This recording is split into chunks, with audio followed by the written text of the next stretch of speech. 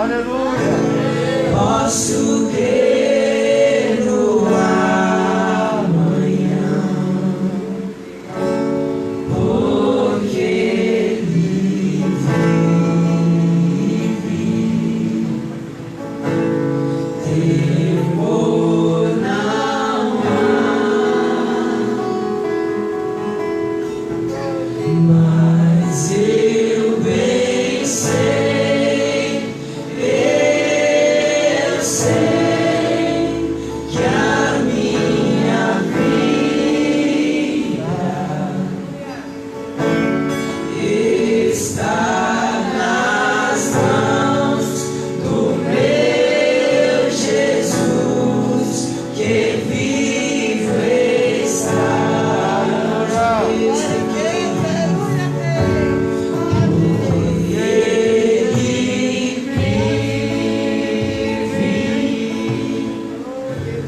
Posso crer no amanhã,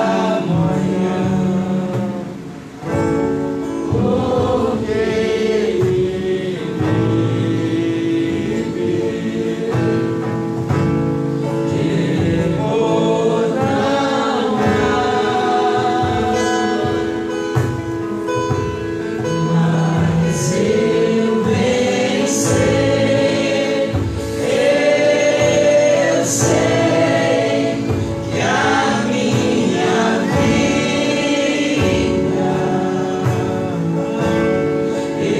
está nas mãos do meu Jesus, que vive está nas mãos,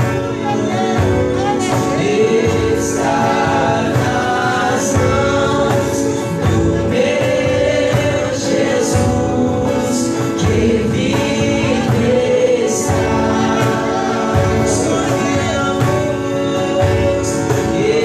Está nas mãos do meu Jesus, que vive está.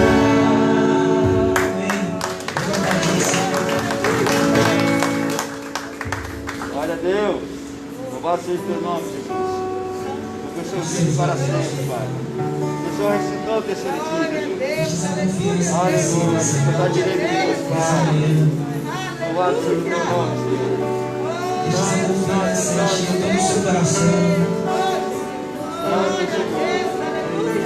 Seja bem-vindo, Espírito Santo. Deus que excede todo entendimento, enche os nossos corações. Deus que excede todo entendimento, enche os nossos corações. Pois sabemos quem tu és, Jesus. Sabemos quem tu és, Jesus. Vamos na escuridão, meu Deus, e sei quem tu és. Meu Deus é um Deus de milagres, Deus de promessas, caminho no deserto, luz na escuridão, meu Deus.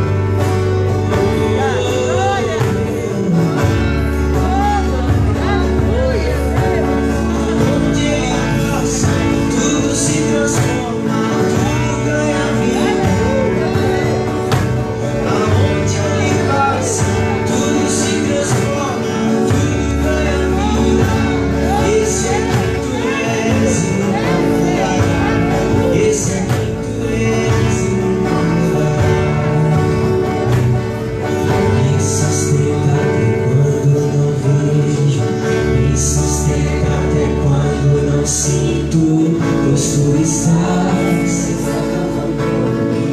Pois tu estás no controle. Me sustenta até quando não vejo. Me sustenta até quando. Levante suas mãos, levante seus braços. Você não está diante de um Deus que morre. Vamos cantar isso com todo o coração. Diga, sustenta, me sustenta até quando.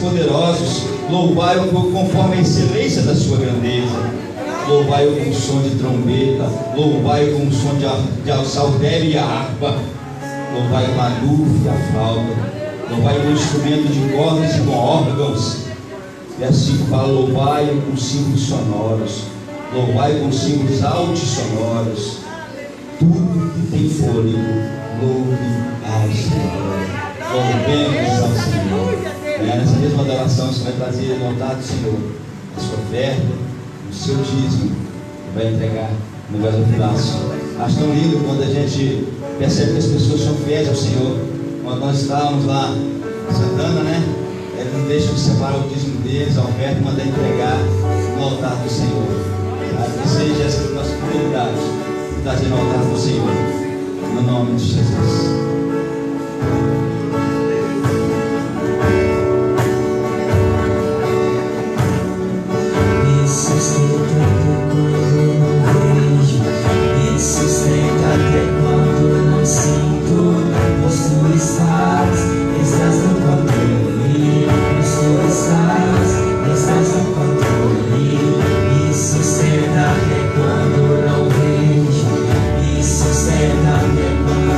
Sinto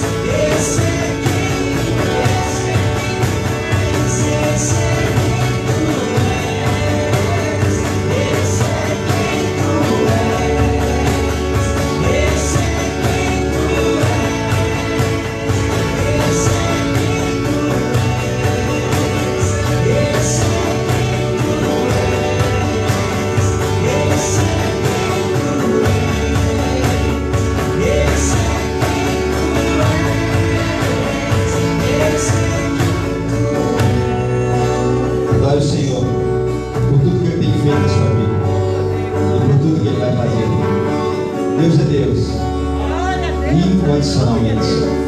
Ele é o grande eu sou. Você que está nas redes sociais conosco aí, que bom você está conosco. Deus te abençoe. Deus tem uma palavra para nós e para você. Fica aí. Não sai daí não. Sempre um prazer ter você aqui conosco na comunidade batista de Jaboticatubas, perto de BH. Deus abençoe. Pode sentar. Aplauda Jesus, dá glória a Deus. Aleluia. Louvado seja o teu nome, Senhor, por cada ofertante, cada dizimista da tua casa. Teu Pai, venha abençoar cada lar, Senhor Deus, não deixando faltar, ó Pai, o alimento cotidiano, abrindo, ó Pai, a porta do emprego, do empresário, do serviço, que esteja abençoando cada um, ó Pai, dentro da sua realidade, da sua necessidade. Agora no Senhor, no nome de Jesus. Amém. Agradecer o visitante, acho que não está tendo, né? Agradecer a presença da igreja, então. Mês que vem vamos ver se a gente começa a fazer um trabalho, a gente começar a trazer pessoas, né, para a casa do Senhor. Convidar amigos, vizinhos. A gente está notando que a igreja ela está comparecendo. Quando não vem pela manhã, vem à noite.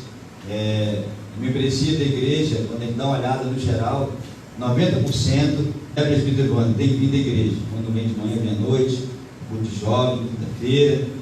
Mas a gente nota que os visitantes estão meio sumidos. E talvez a falta não é no visitante, a falta seja em nós. E desaprendemos em não convidar, desaprendemos em não passar na casa, de convidar. Porque eles, mais do que ninguém, precisam também de ouvir a palavra de Deus. Eu e você, nós temos instrumentos de Deus, essa ponte, esse elo de ligação entre Cristo e as pessoas. É a igreja do Senhor, é eu e é você. Então, mês que vem nós vamos estar falando mais disso, vamos estar cobrando mais, né, para a glória de Deus. E tem muitas pessoas lá na nossa casa precisando ouvir a palavra de Deus. Deus abençoe. Eu quero passar a palavra para a pastora Adriana, que é responsável pelo trabalho e a ministração do nosso coração nessa manhã. Aplauda o Senhor, dá aquele glória a Deus.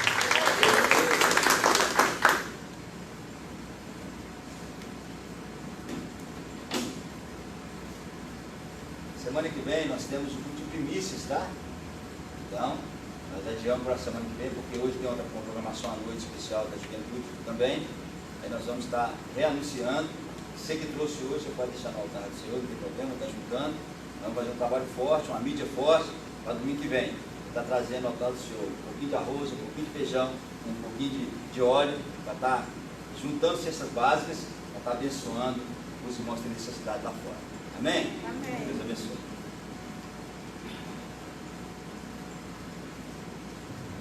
Glória a Deus, aleluia. Graça e paz, irmãos. Amém. Estamos felizes, né, por estarmos aqui mais uma vez, adorando e bendizendo aquele que nos amou primeiro, aquele que me chamou, que te chamou. Não fostes vós que escolhestes a mim, mas eu deis frutos, que o vosso fruto permaneça. Amém. São palavras de Jesus que deixou para que nós possamos estar fazendo aquilo que Ele nos chamou para fazer, que é ir e ganhar outras pessoas. Então é muito importante você trazer alguém que está sofrendo, alguém que está preso aos vícios, alguém que está doente, alguém que está precisando de libertação, de cura, porque nós não podemos ajudar, mas nós temos aquele que é o médico dos médicos, Senhor dos senhores. Amém, que você possa se empolgar com essa palavra e trazer mais alguém para ouvir a palavra de Deus no nosso próximo culto. E nessa manhã, Deus colocou algo tremendo no meu coração a respeito de um assunto não muito confortável, mas extremamente necessário para os nossos dias. Dias esses que estamos vivendo de tristeza, de angústia, de muita incerteza, onde pessoas não estão sabendo lidar com isso, e mesmo em dias em que não existe pandemia, é uma realidade que já existe há muitos anos. Nós temos aí um índice muito grande, né, de pessoas que cometem o suicídio, né, que tiram a própria vida. É um assunto que não é muito falado na igreja, mas particularmente eu acho um assunto muito pertinente, pastor, porque Jesus Cristo, Ele falou que o diabo, o nosso adversário, ele veio não somente para matar, roubar e destruir, mas que Ele veio para trazer vida e vida em abundância. E muitas vezes nós não tomamos posse dessa palavra. E a palavra de Deus também diz que o povo do Senhor, ele perece porque lhe falta conhecimento, lhe falta entendimento. Muitas vezes nós colocamos Deus numa caixinha e escolhemos aquilo que nós achamos que Deus quer que a gente entenda. Mas Deus, ele quer abrir a nossa mente, porque o apóstolo Paulo diz que a nossa mente ela tem que ser renovada a cada dia, transformada pelo Espírito Santo. E quando você tem esse entendimento, a sua tendência é levar para outras pessoas. Porque quando você tem algo muito bom, a nossa tendência é querer dividir isso. Então pode ser que tenha alguém do seu lado sofrendo e você não sabe. Pode ser que tenha alguém triste do seu lado, na sua casa, pode ser que seja você mesmo. Mas por falta de discernimento, por falta de entendimento, você não consegue discernir, não consegue entender o que está acontecendo com você. Então nessa manhã eu quero falar para você que Deus, ele é aquele que tem a solução para seja qual for o tipo de problema. Não há nada que esse Deus não possa fazer. Não há nada que ele não possa transformar. Não há nada que ele possa jogar luz e que ele possa trazer vida novamente. Ele pode pegar algo que já estava morto, como Lázaro estava ali há 4 dias enterrado. E as pessoas não tinham mais esperança. Mas ele pegou e falou: Lázaro, vem para fora. Aleluia. Sabe por quê? Porque Deus é aquele que não precisa de tempo, não precisa de hora, ele não precisa de espaço, ele é aquele que com uma palavra, ele construiu todo o mundo. E nessa manhã ele está aqui e ele te chama. Eu gostaria que você abrisse a palavra de Deus no livro de 1 Reis, primeiro livro dos Reis, no capítulo 19. Quero compartilhar uma palavra que trouxe vida para a minha vida. E a partir dessa palavra, quando eu tive entendimento dessa palavra, eu pude trazer vida para muitas pessoas também. Eu pude trazer luz para muitas pessoas que estavam sofrendo como eu estava sofrendo. E às vezes nós sofremos mesmo porque não conhecemos a palavra de Deus. Tudo que a ciência diz hoje, amados, se você procurar, já está escrito há muito tempo. Eles apenas não admitem. Mas Deus é o Deus da ciência. Amém? Fique de pé no seu lugar. Só mais um minutinho. 1 Reis 19:1 até o versículo 4. Diz assim: O rei Acabe contou a sua esposa Jezabel tudo o que Elias havia feito e como havia matado a espada todos os profetas do Deus Baal. Aí ela mandou um mensageiro a Elias com o seguinte recado: Que os deuses me matem, se até amanhã essa hora eu não fizer com você o mesmo que você fez com os profetas. Elias ficou com medo. E para salvar a vida, fugiu com o seu ajudante para a cidade de Berseba, que ficava na região de Judá. Deixou ali o seu ajudante e foi para o deserto. Andando um dia inteiro. Aí parou, sentou-se na sombra de uma árvore e teve vontade de morrer. Então orou assim: Já chega, ó Senhor Deus, acaba agora com a minha vida. Eu sou um fracasso, como foram os meus antepassados. Assente no seu lugar. Pai, nós te louvamos, ó Deus, por essa palavra, te glorificamos porque o Senhor é um Deus que traz a vida. Ó Deus, onde não tem vida, o Senhor traz paz, onde tem guerra. E nós cremos, ó Deus, que o Senhor vai trazer algo novo para as nossas vidas nessa manhã. Esteja me usando como instrumento de honra nas tuas mãos e abençoa os meus irmãos para que haja entendimento dessa palavra em nome de Jesus. Amém. Aleluia. Glória a Deus. Amados, todos nós sabemos que neste mês de setembro, existe uma campanha nacional aí contra, sobre a prevenção do suicídio. Então eu coloquei essa flor amarela aqui porque eu não tinha preparado nada nenhum para simbolizar, e aí eu achei essa flor quando eu estava sentada, eu falei, ela vai me salvar. E a blusa amarela também. E a minha blusa amarela, né? Que é a única coisa que eu tinha. Pedrinho também veio, Patrícia também veio sem saber.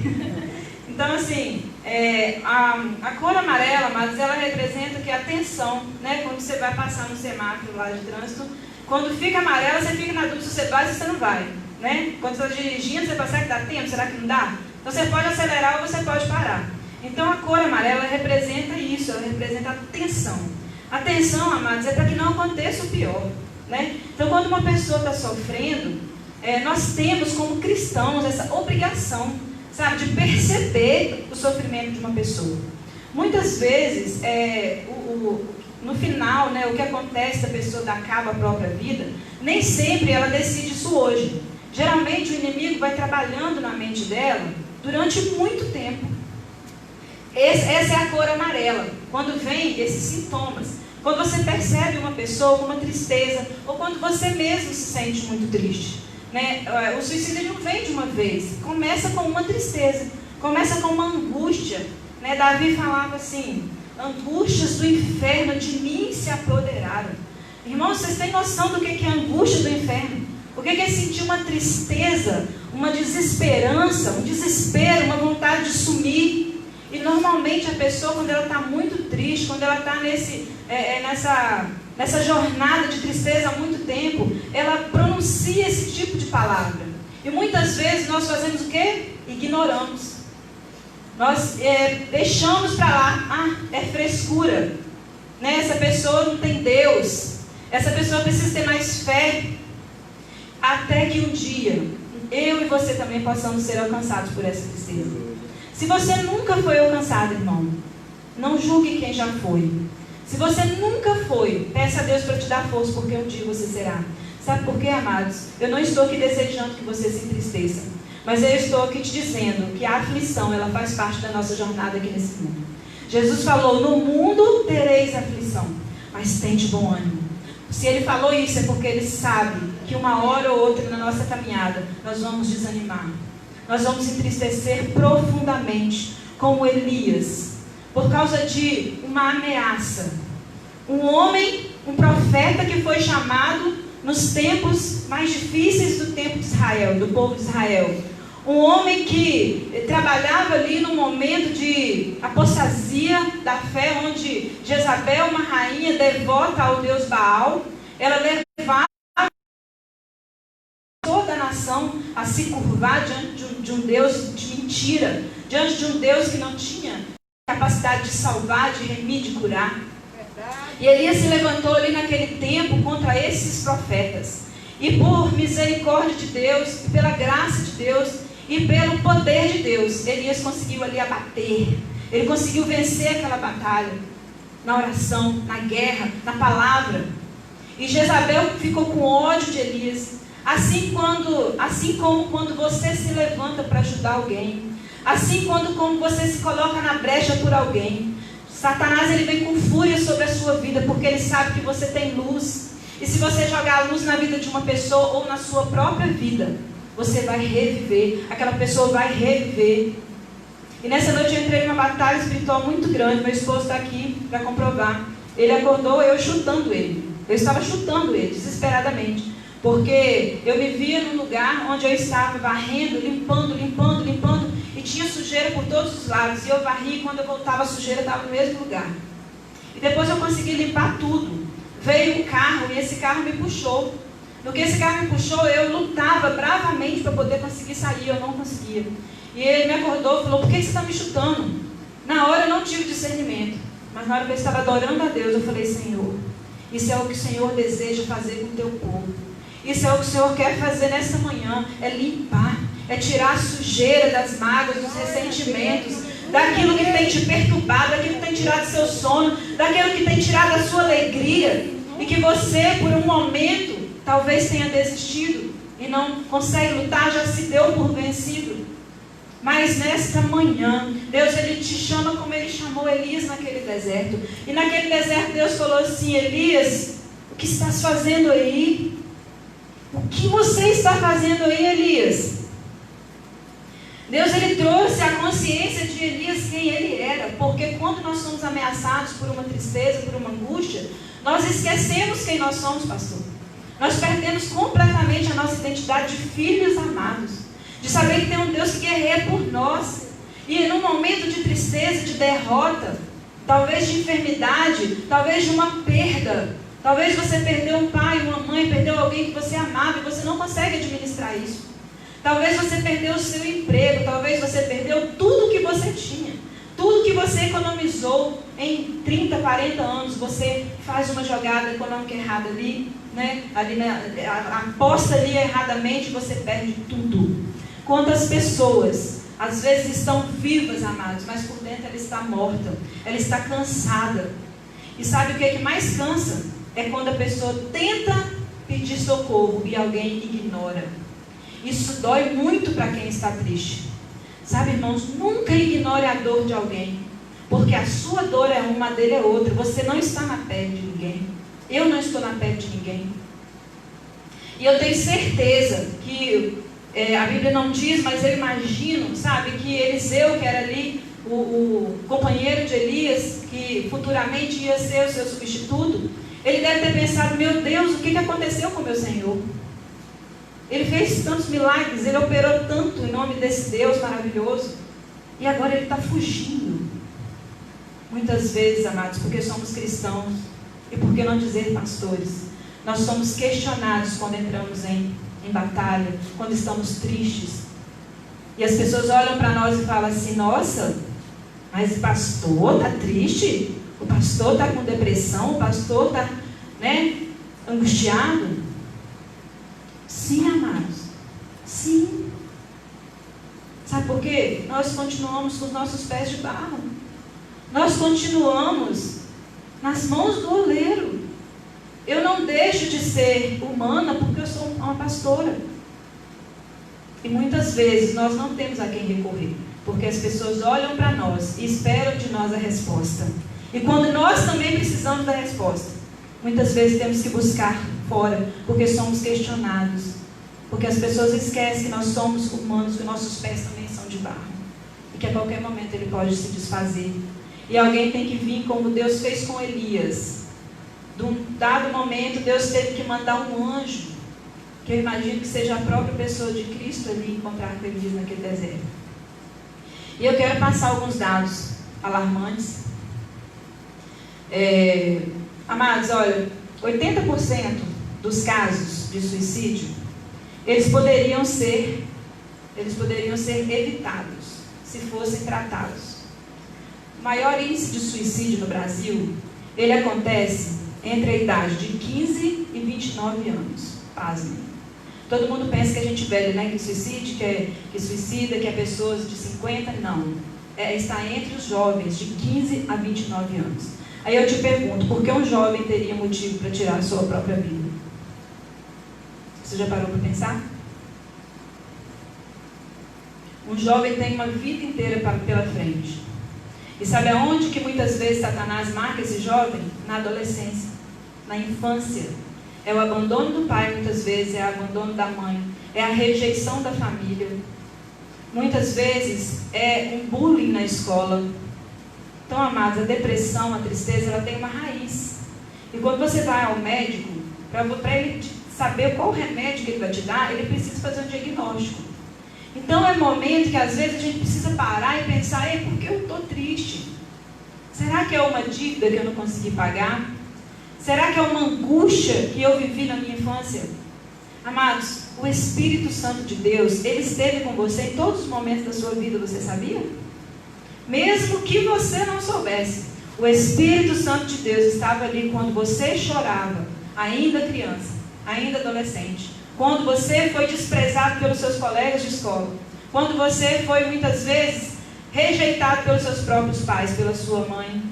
Ou por alguém que sem sabedoria não soube administrar o sentimento que tinha por você. Muitas vezes não somos rejeitados, mas o diabo, ele manda uma mensagem contrária do que Deus gostaria que nós ouvíssemos. Às vezes uma mãe, ela sai para trabalhar, mas o diabo fala: sua mãe te abandonou. Porque ele é o quê, gente? Ele é o pai da mentira. Então, essas coisas vão ficando, amargurando a alma da pessoa. A pessoa vai transformando ali o coração dela num depósito de lixo emocional. Amados, e não foi somente Elias que passou por isso.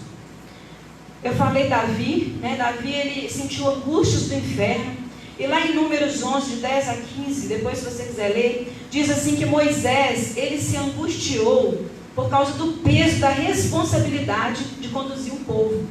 Amados, conduzir um povo não é fácil. Conduzir uma família não é fácil. Somente um pai e uma mãe sabem o que eles passam. Que acorda e dorme pensando que os filhos vão comer no outro dia, muitas vezes. O que meus filhos vão vestir, como eu vou suprir as necessidades deles. E muitas vezes os filhos não têm essa noção. Mas nós que somos pais, muitas vezes essa angústia nos abate, porque nós não temos certeza de nada. E Moisés, naquele momento, ele sabia quem era Deus, ele sabia que Deus podia transformar o que ele quisesse em pão, como assim ele o fez, né, dando maná, dando o que o povo precisava ali para sobreviver. Mas mesmo assim, ele se angustiou, porque era pesado demais. E muitas vezes é pesado você resolver um problema sozinho, você administrar uma emoção sozinho. Então você precisa de reconhecer. Assim como Moisés reconheceu, assim como Elias reconheceu, assim como Jesus lá no Getsemane, quando ele estava angustiado, ele falou assim: a minha alma está se angustiando a ponto de sentir o peso da morte. E sabe que ali no Getsemane, sabe o que ele conquistou para nós? Quando ele chorou ali sangue, tamanha foi a angústia. E a ciência explica que quando a gente entra numa angústia muito grande, nós somos capazes de sangrar pelos poros. A Bíblia diz que ele sangrou, ele suou e gotejou com as lágrimas de sangue. Porque tamanha foi a aflição de Jesus. E ele era quem, gente? O Filho de Deus. Ele sabia quem era o pai dele, ele sabia o que ele já tinha feito dos milagres, ele sabia o que ia acontecer com ele, mas mesmo assim, foi um momento onde ele sentiu a angústia da morte. E através dessa angústia, ele deixou registrado na palavra, para que eu e você saibamos que nós não somos fracos quando nós assumimos que precisamos de ajuda. Quando nós assumimos que precisamos de um tempo. Quando nós assumimos que precisamos ser respeitados no nosso canto. Quando nós assumimos que Deus parece que nos abandonou. Eu já cheguei a essa conclusão. Uma vez eu falei com o pastor, pastor, eu acho que Deus me deixou num cantinho de castigo. Porque eu não consigo ver a mão dele mais. Eu não consigo mais ouvir a voz dele. Foi um momento que Deus estava trabalhando no meu caráter.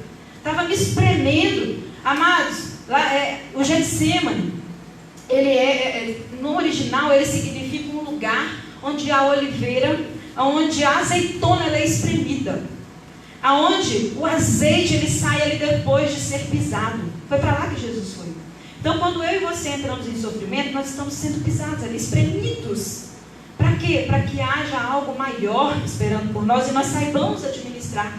Se eu não consigo administrar uma simples emoção, eu não vou conseguir administrar, sabe? Quando Deus me colocar num lugar de honra, onde eu terei, talvez, que administrar, por exemplo, se eu me tornasse uma pessoa conhecida, né? Tem pessoas que são famosos, elas aprendem a ser orgulhosas, soberbas.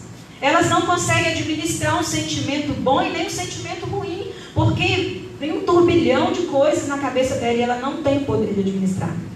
Então, Deus é aquele que nos prepara para os momentos bons também. E para os momentos difíceis. Então, quando você estiver passando por esse Getsemane, não pense que Deus esqueceu de você. Não pense que você está sozinho. Jesus, ele levou ali, né? Mas o que aconteceu? Eles dormiram. E Jesus continuou sozinho. E muitas vezes nós questionamos isso e falamos assim: poxa, mas ninguém está me vendo. Eu falo com um, falo com o outro, parece que ninguém me entende. Parece que ninguém consegue sentir a dor que eu estou sentindo e não consegue, irmãos. O deserto você vai passar sozinho. É sozinha. E ali no deserto, a única pessoa que pode te ajudar é o Senhor. Porque Ele é o Deus que tem o poder de estar com você em qualquer lugar. Aleluia.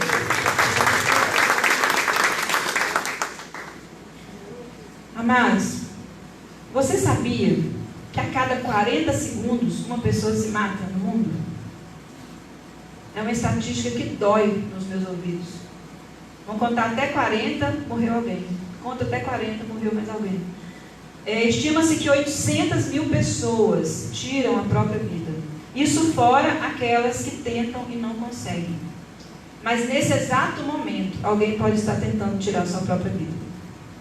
Você sabia? Talvez você nunca tenha parado para pensar nisso. Mas isso é alarmante. Principalmente para a Igreja de Cristo. A Igreja de Cristo, ela veio para marchar, para guerrear em favor das pessoas. Mas nós não podemos perder o nosso propósito como igreja. O meu propósito não é me salvar. Quem me salva é Jesus. O meu propósito de estar na igreja é salvar outras pessoas. e de pregar o evangelho a toda criatura. Porque esse evangelho é que transforma a pessoa, é que traz a salvação, que traz a cura. Quantas pessoas estavam à beira de um suicídio? Mas quando alguém chegou e falou para ela de Jesus, quantas vezes as pessoas às vezes chegam para mim e falam: eu estou muito triste, eu estou angustiada, eu não sei mais o que eu faço, meu marido não entende, meu irmão não me entende, ninguém me entende. E eu falo assim: olha, eu não tenho a resposta para você, mas eu conheço alguém que tem. Vão para a igreja comigo. Vão caminhar comigo. Amém? Então às vezes você não... eu não sou psiquiatra, eu não tenho informação, mas você pode dar os seus ouvidos para essa pessoa. Você pode dar as mãos para essa pessoa e trazê-la para a casa do pão. Aqui é a casa do pão. Aqui é onde Deus alimenta, seja qual tipo de fome a pessoa tiver. Amém? E ainda sobre Elias. Um homem que fugiu porque foi ameaçado de quê, gente? De morrer. E depois que ele fugiu, o que ele pediu para si? A morte. Dá para entender? Não é um paradoxo? Ele fugiu de alguém que queria matá-lo. Depois ele deitou lá a cabeça dele e falou: Senhor, tira minha vida. Não consigo ver mais propósito na minha vida. Eu não sou melhor do que meus pais. Aí ele começou-se a comiseração. Ele começou a se inferiorizar. Ele começou... É aquele sentimento de desvalor que muitas vezes eu e você sentimos. Que Satanás planta uma sementinha no nosso coração. De que nós não somos amados. De que nós não somos queridos. De que nós não temos ninguém por nós. E que nós estamos sozinhos nesse mundo. Que nós nascemos para morrer. Que nós nascemos para perecer.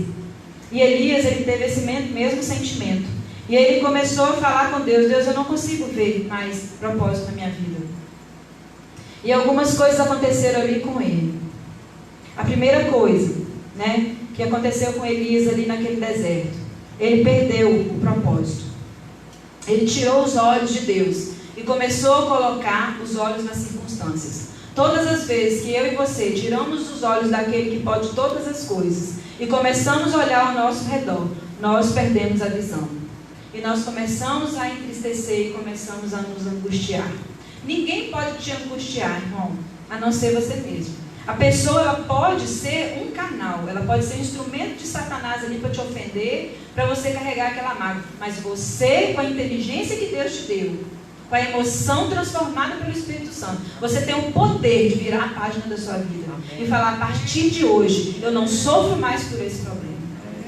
É você que decide. Sou eu que decido. Agora, se eu quiser e levar para o túmulo, porque Deus, ele não vai me impedir se você não pedir a ajuda dele.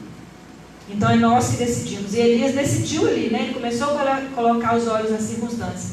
E depois ele se isolou numa caverna. Toda vez que você se isola, você fica sozinho. É isso que Satanás quer. Quando você estiver triste, vai para o quarto escuro. É isso que ele fala para você. Vai lá curtir a sua depressão. E a gente curte. Tem hora que a gente gosta de ficar ali se martirizando: eu fiz isso, eu fiz aquilo, eu não mereço viver, eu não mereço o que eu tenho, eu não mereço meus filhos, eu não mereço meu marido. E daqui a pouco a gente fala: então eu tenho que morrer. Porque a pessoa, irmãos, que quer se matar, ela não quer se matar. Você consegue entender isso? Quando a gente entende isso, a gente não julga mais a pessoa. Muita gente fala: ah, fulano foi egoísta, tirou a própria vida, olha como é que a família dele ficou desamparada. Mas é na tentativa de tirar a dor, a pessoa, ela comete isso. Então nós precisamos ser luz na vida dessas pessoas. Outra coisa que ele fez uma leitura pessimista do momento que ele estava vivendo. E ele esqueceu de todas as vitórias que ele conquistou. O que Deus já te deu, irmão? Para pensar. O que Deus já fez na sua vida até hoje? Da onde Deus te tirou? O que você contempla todos os dias pela misericórdia de Deus quando você acorda? Mas no momento de angústia, nós esquecemos tudo isso e só focamos no que está nos angustiando. Naquele problema, naquela angústia, naquela tristeza, naquela fraqueza. E ele perdeu a perspectiva de futuro. Ele parou de sonhar. Nós sabemos, um dos sintomas da depressão, dessa angústia profunda, irmãos, é quando a gente não consegue projetar mais o futuro. Quando a gente não consegue mais sonhar. Sabe, eu não consigo me ver numa situação melhor. Mas eu paro no tempo. A minha jornada termina aqui. Não sou eu que decido isso, mas muitas vezes nós decidimos. E a pessoa que tira a própria vida, ela decide isso. Ela fala, eu não vou mais viver. Ela decidiu, como se ela tivesse, né, poder sobre a própria vida. Mas ela tem um livre-arbítrio, né? Então ela vai ali e vai alimentando esse pensamento negativo, vai alimentando e ela vai vivendo o seu próprio funeral várias vezes. Eu resumo o suicídio nisso. A pessoa se vê morta várias vezes. Até que um dia, se ela não for ajudada, ela vai cometer isso. E eu quero, para encerrar, trazer para você como Deus tratou Elias. É como Ele quer nos tratar nessa manhã. Primeira coisa que Deus fez, Ele mandou que ele dormisse, que ele descansasse. Ele chegou ali no deserto e falou, Elias, dorme. E Elias dormiu e descansou. A depressão, ela tem um poder de tirar o nosso sono. Ela tem um poder de nos deixar agitados, ou então fazer com que a gente durma demais. Sabia? Se você for no médico, ele vai perguntar a ele, você dorme muito ou não dorme nada? Todos os dois, a gente tem que ter um equilíbrio. Nossa alma, nosso corpo precisa de um equilíbrio. Então a primeira coisa que Deus falou, Elias, dorme, descansa. Deixa eu resolver o seu problema. Descansa. Ele teve que desligar o pensamento daquilo que ele estava vivendo, daquela ameaça, e dormir. Depois Deus pegou, mandou um anjo ali e levou para ele água e pão. Eu penso que esse pão foi o próprio Jesus. Esse pão, né, que Jesus, ele é o pão da vida. A Bíblia diz que é Ele que nos alimenta. As pessoas se preocupam com o corpo, mas não se preocupam com a alma. Elas fazem dieta, elas vão para a academia, elas cuidam da aparência externa, mas elas esquecem que nós temos uma alma. E na nossa alma é que fica impregnado os sentimentos positivos e negativos. Então, Deus ali tratou Elias, tratou a alma de Elias. Ele levou o alimento para ele, para a alma dele, para o coração dele, para o corpo dele. Deus, ele ouviu as suas queixas.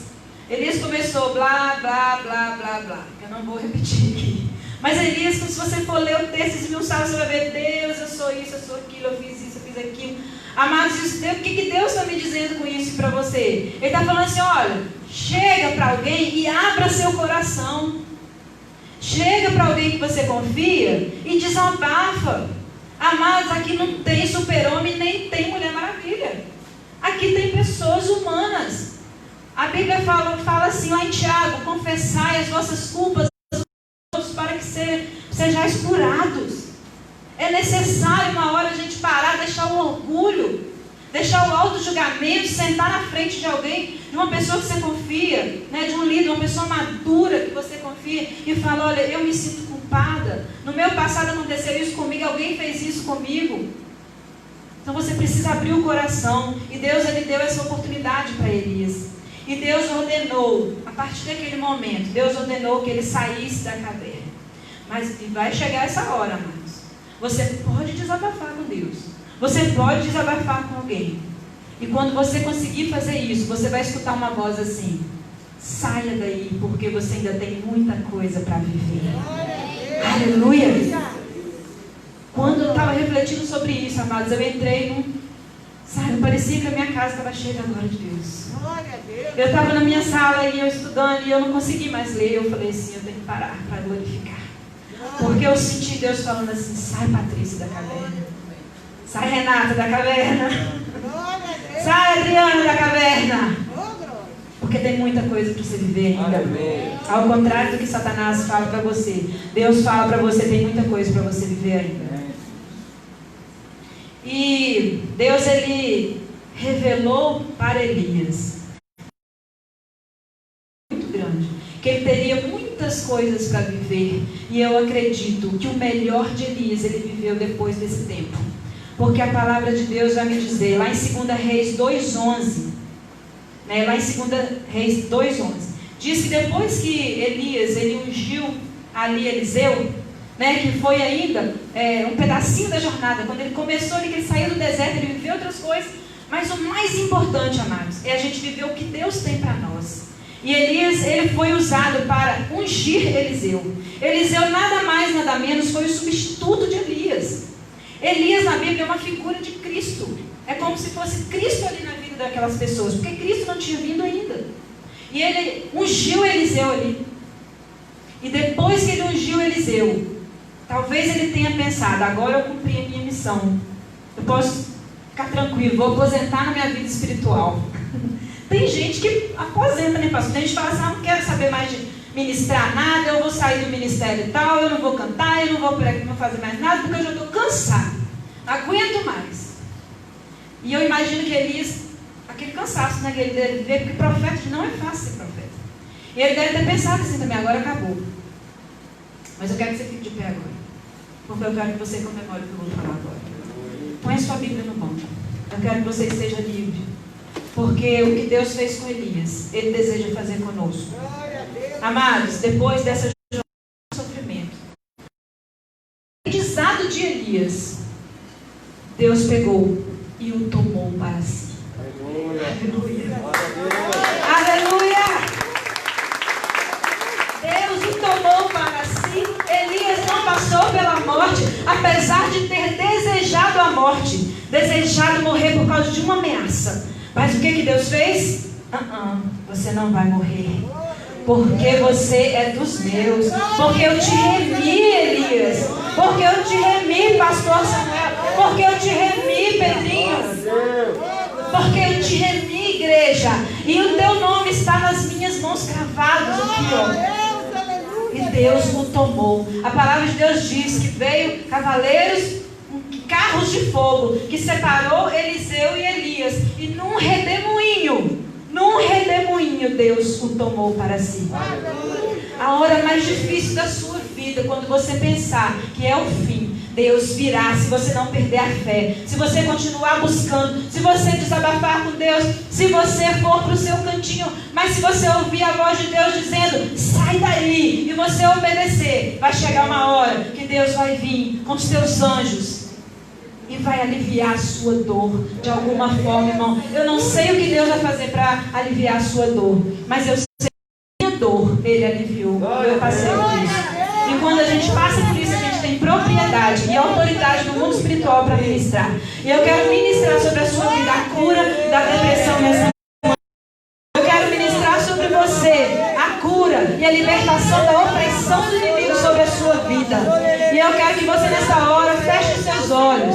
Eu quero fazer uma oração, porque Deus está dizendo para você que ainda que as circunstâncias destruam suas esperanças, Ele é a sua esperança, que nós não precisamos ter medo da morte, porque Ele está preparando um lugar para mim e para você, e você é a resposta para muitas pessoas. A sua ferida vai curar, a sua ferida vai curar, a sua ferida vai fazer com que você missão aqui neste mundo. Deus, Ele está aqui para trocar as nossas vestes de tristeza por vestes de alegria. Eu quero convidar a equipe de louvor. Deus está aqui para trocar as nossas vestes de pranto e trazer alegria para nós. Deus está aqui para trocar a sua coroa de cinza, a sua cabeça com cinzas, por uma coroa de alegria, por uma coroa de glória. Deus está aqui para tirar o seu espírito angustiado e colocar o óleo da alegria sobre você. Deus está aqui para fazer tudo isso. Sabe para quê? Isaías 61, versículo 3. Para que você seja chamado carvalho de justiça, plantados pelo Senhor para a minha glória. Irmãos, o carvalho é uma planta que sobrevive a todas as tempestades. O carvalho é uma planta que quanto mais a luta vem, mais as suas raízes vão se aprofundando e ficando forte. E nessa manhã Deus está aprofundando as suas raízes. Deus está te levantando. Deus está dizendo, você é carvalho de justiça. Levanta, sobreviva. Receba a vida do Senhor, em nome de Jesus. Você é um carvalho de justiça, para a glória de Deus. Aleluia. Então, glória a Deus. Olha para nós, Senhor. Olha para nós. Pai, nós te louvamos, Deus. Nós queremos te bendizer, porque nós sabemos que o Senhor está aqui. Sabemos que o Deus de Elias está aqui. Sabemos que nós não servimos um Deus de barro, mas um Deus vivo e verdadeiro, que pisou aqui nessa terra como um de nós, morreu, e a obra da cruz trouxe salvação para todos os povos. Deus, nós te louvamos e te pedimos que agora o Senhor arranque a tristeza do coração do teu povo. O Senhor traga alegria ao invés de cinzas. Veste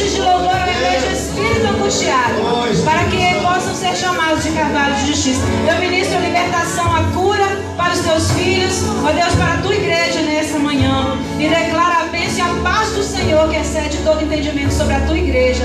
Em nome do Pai, e do Filho e do Espírito Santo, receba a libertação do Senhor na sua vida. Receba a vitória do Deus vivo na tua vida, em nome de Jesus. Glória a Deus. O amor de Deus Pai, a graça do nosso Senhor e Salvador Jesus Cristo, as doces consolações do Espírito Santo, que seja